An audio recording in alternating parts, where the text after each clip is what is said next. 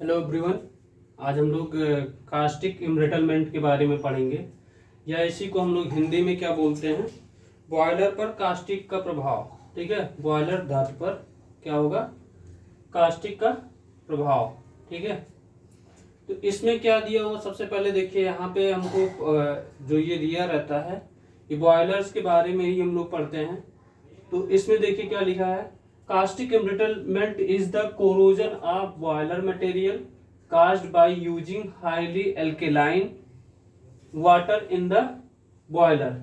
ठीक है, तो इसको हम लोग कैसे समझेंगे कि ये जो कास्टिक एम्ब्रिटलमेंट होता है ये क्या होता है, कोरोजन का एक बॉयलर मटेरियल जो होता है, ठीक है, उसके कारण होता है, जो कि जो हमारा वाटर होता है वो हाईली अल्केलाइन या बोल सकते हो बेसिक नेचर का होता है, या हम बोल सकते हैं जिसका पीएच 7 से अधिक हो। ठीक है, जो ज्यादा बेसिक नेचर होता है किसमें होता है, बॉयलर में। ठीक है, या इसी का अगर आप हिंदी में देखोगे तो हिंदी में इसकी क्या हो सकती है डिफिनीशन, इसकी डिफिनीशन ये होती है, बॉयलर में अधिक क्षारीय जल के प्रयोग होने वाले बॉयलर धातु का संक्षारण क्या कहलाता है, कास्टिक एम्ब्रिटलमेंट, या फिर आप बोल सकते हो कास्टिक प्रभाव कहलाता है। ठीक है, तो ये इसका ये डिफिनीशन हो गया है।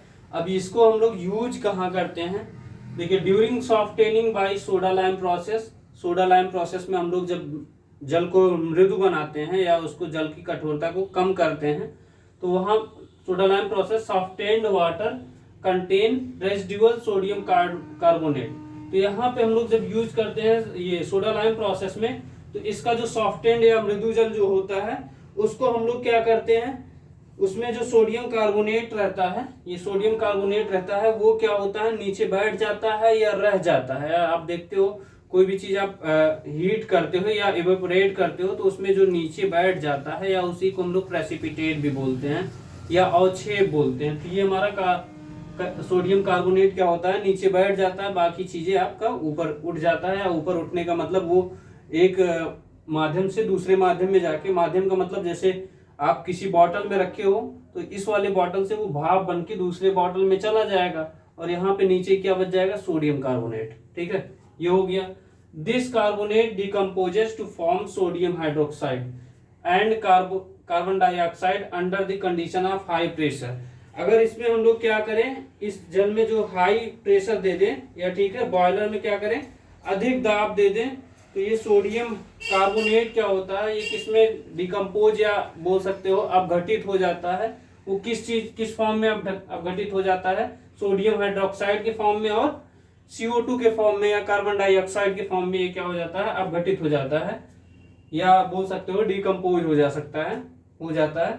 फिर इसके बाद sodium hydroxide thus formed make the water alkaline or caustic. Sodium hydroxide जो होता है वो क्या हो जाता है, जल को क्या करता है, क्षारीय बना देता है, या उसी को हम लोग क्या बोलते हैं, बेसिक नेचर। ठीक है, या इसी को हम लोग क्या बोलते हैं, कास्टिक बोलते हैं। ठीक है, तो ये क्या करता है, क्षारीय बना देता है। तो आपको कास्टिक एम्ब्रिटलमेंट में इतना आप लिख के आओगे, आपको नंबर मिल जाएगा। या ये डिफिनीशन आप लिख दीजिए, डिफिनीशन लिखने के बाद ये रिएक्शन आप लिख दीजिए, आपको नंबर मिल जाएंगे। तो यहां तक आप क्या करोगे,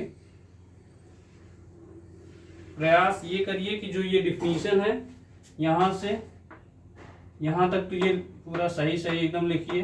सही लिखने का मतलब पूरा डिफिनीशन सही होनी चाहिए। ये लिखने के बाद ये रिएक्शन भी लिख सकते हो, या अगर आपको पूरा याद हो जा रहा है तो पूरा इसको पूरा कंप्लीट लिख दोगे तो और अच्छी बात है। ठीक है, तो इतना आपको लिखना होता है कास्टिक एम्ब्रिटलमेंट में। तो इसके बाद हम लोग एक छोटा छोटा वीडियो करके, हम अभी हो सकता है हायर कैलोरीफिक लोअर कैलोरीफिक के बारे में भी छोटा छोटा वीडियो बना दें। Thank you.